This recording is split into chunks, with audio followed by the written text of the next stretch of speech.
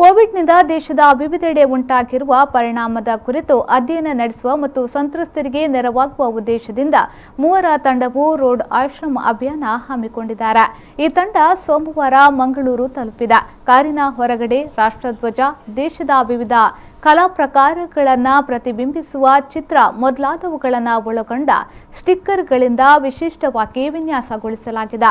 October 4ರಂದು ಹೊಸದಿಲ್ಲಿಯಿಂದ ಹೊರಟಿರುವ ತಂಡ ಬೇರೆ ಬೇರೆ ರಾಜ್ಯಗಳನ್ನು ಸುತ್ತಾಡಿ ಮಂಗಳೂರಿಗೆ ಆಗಮಿಸಿದೆ. ಮುಂದೆ ಗೋವಾದತ್ತ ಪ್ರಯಾಣ ಬೆಳೆಸಲಿದೆ. ಕೊರೋನಾದಿಂದ ಉಂಟಾಗಿರುವ ಆರ್ಥಿಕ ಸಾಮಾಜಿಕ ಸಮಸ್ಯೆಯನ್ನ ಖುದ್ದಾಗಿ ತೆರಳಿ ಅಧ್ಯಯನ ನಡೆಸಿ ಅದನ್ನು ದಾಖಲೀಕರಣ ಮಾಡಲಿದೆ. ಕೊರೋನಾದಿಂದಾಗಿ ತೊಂದರೆಗೀಡಾದವರಿಗೆ ನೆರವಾಗುವುದಕ್ಕೆ ದೇಣಿಗೆ ಸಂಗ್ರಹಿಸುವುದು ಈ ಅಭಿಯಾನದ ಉದ್ದೇಶ. ಗಡಿಗಳು ಸೇರಿದಂತೆ ದೇಶದುದ್ದಕ್ಕೂ ಸುಮಾರು 30,000 ಕಿಲೋಮೀಟರ್ ಸಂಚರಿಸುವ ಉದ್ದೇಶ ಹೊಂದಲಾಗಿದ್ದು ಈಗಾಗಲೇ 15,000 kilometre ಪೂರ್ಣಗೊಳಿಸಲಾಗಿದೆ.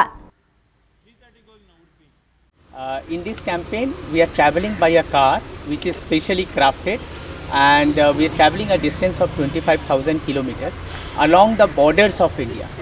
And we are supposed to cover some 30 states and union territories.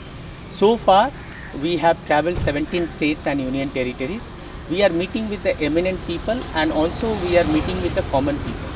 So the objective of this campaign is about the COVID awareness, to raise some relief for COVID, and at the same time we are trying to do a video documentation of the COVID's impact in the lives of people from different walks of life.